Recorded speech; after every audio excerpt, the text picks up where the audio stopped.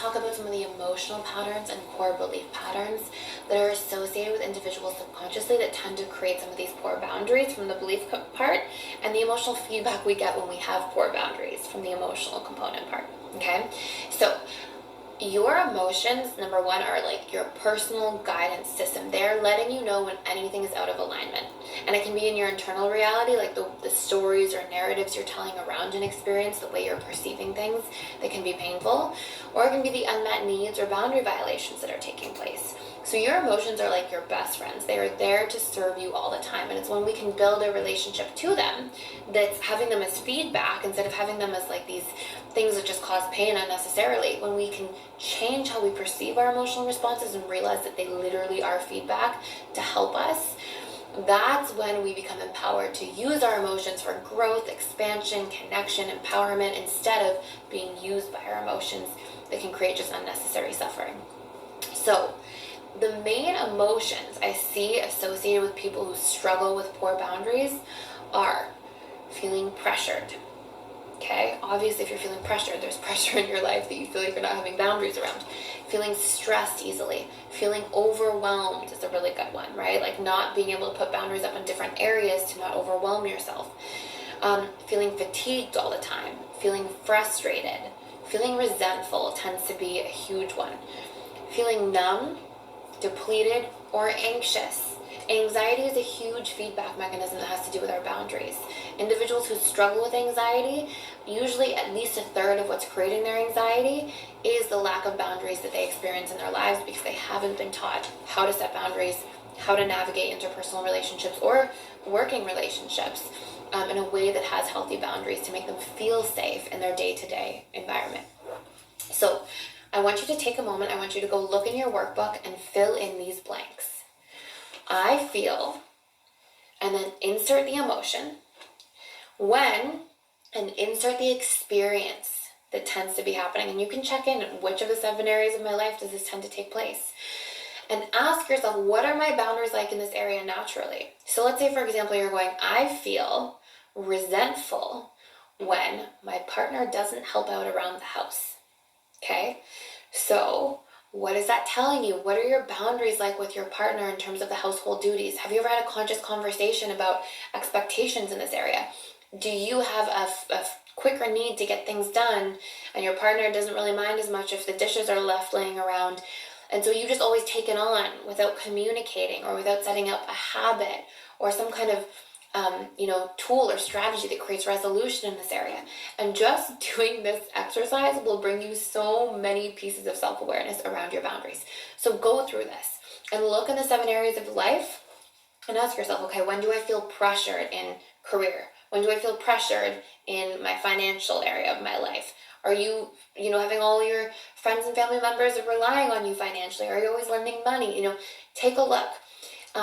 I feel resentful in my relationship. Okay, why? These are important pieces of feedback for you. The ideal relationship, honestly, has its resentment tank on empty. And that's a rule that I really encourage people to live by in their close interpersonal relationships, is have your resentment tank totally on empty because you talk about things, you're tuned into yourself, you set boundaries, you create conscious expectations. When things don't go as planned, you talk it through, you pivot, you adapt so that your needs are getting met and the other person's needs are getting met, and we're having healthy compromises in all of our interpersonal relationships. And if we're not tuned in to ourselves and what we feel and what we need, and we don't have a safe space of communication where we are authentically showing up and we allow others to authentically show up and we try to hear them fully through as well, then there isn't a space to create compromises and there isn't a space that we've created for boundaries. And so it is so important to do this work. Let's talk about the core beliefs associated with poor boundaries. So do you remember in the earliest part of this course, we were discussing the different core beliefs that we can have with that are sort of conditioned into us that create this lack of boundary setting? Well, something that's really important is we kind of have to tackle these beliefs first. So far, you should understand your boundaries, what they are, why we lost touch with our boundaries, what created the dynamics that we got out of touch with ourselves in the first place, and some of those sort of mini traumas that took place. then you should understand a little bit about what boundaries and boundary violations are, the different types of boundaries, the boundaries that you have in the 7 areas of your life. And now I want you to understand what's blocking you at an emotional level from setting these things in real time. Because what we want to do next year is we want to work to reprogram those pieces of messaging we had about setting boundaries and target those things. So we peel back the first layer.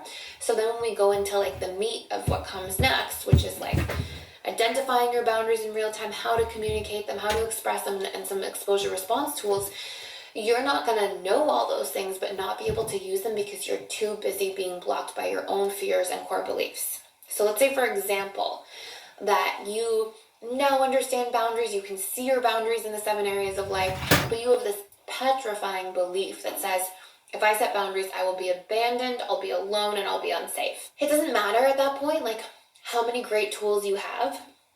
You're going to struggle to set those boundaries specifically because you are not feeling safe to do so, right? And you're going to have emotional blocks, and your brain is more wired to avoid pain than to seek pleasure. So even if you feel like, oh, this could be great to set boundaries, you're going to let the fear probably rule you instead. So we have to find out, and I want you to take the time to go through this exercise with me here as well, and feel free to pause this if you need to. I want you to find out what your specific core beliefs or fears are associated with setting boundaries in the first place, okay? So here we have, and these are the most common ones. Feel free to add any extra ones that show up for you here.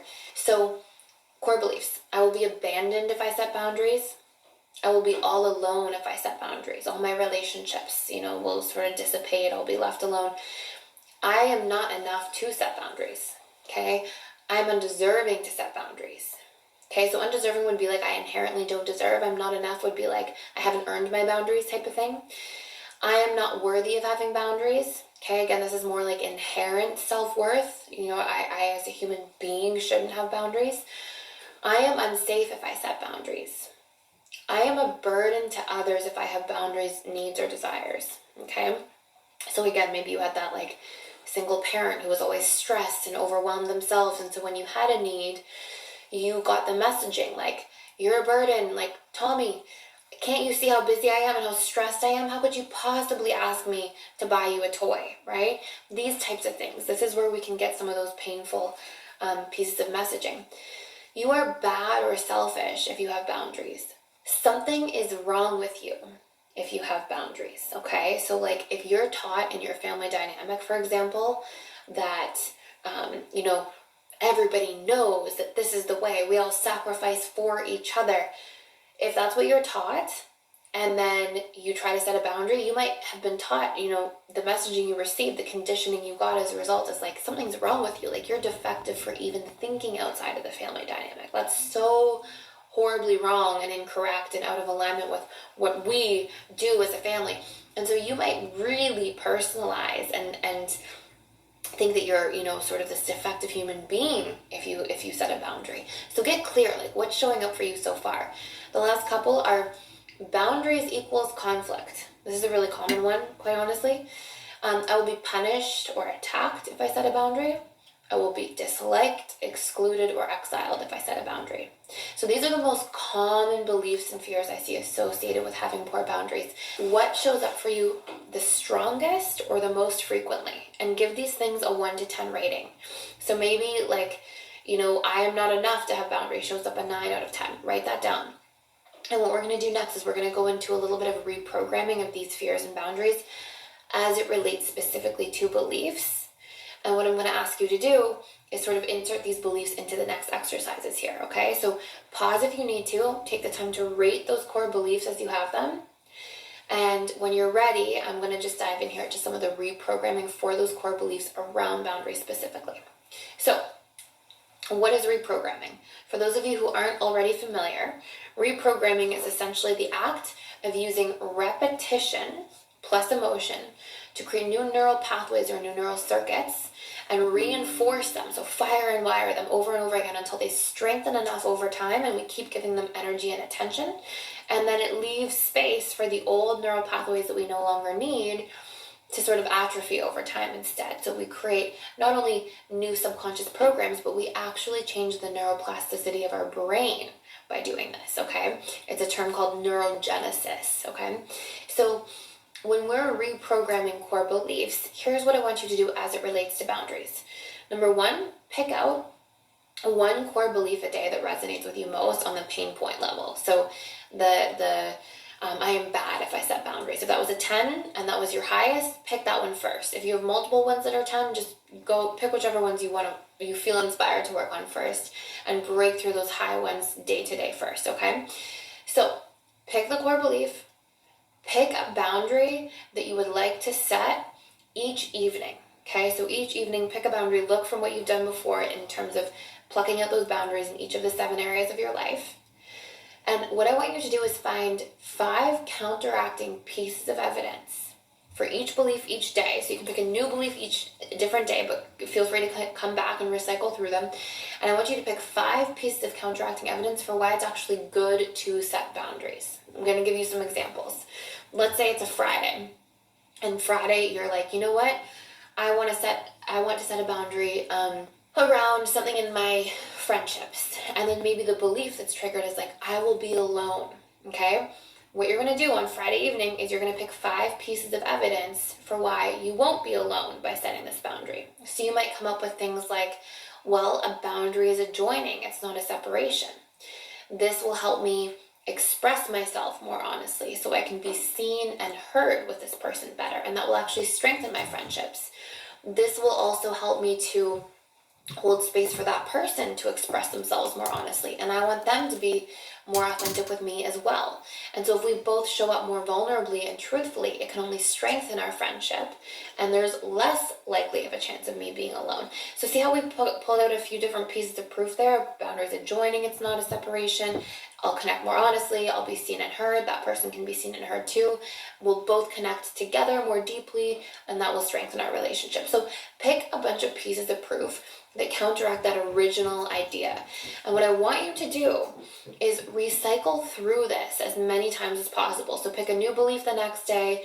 Your brain does like novelty, but it needs the repetition still. So come back, feel free to return to that I will be alone belief with a new boundary, okay, at a different point in time. So maybe Saturday you pick I am bad for having a boundary, and you have 5 pieces of proof for why you're not bad for having a boundary.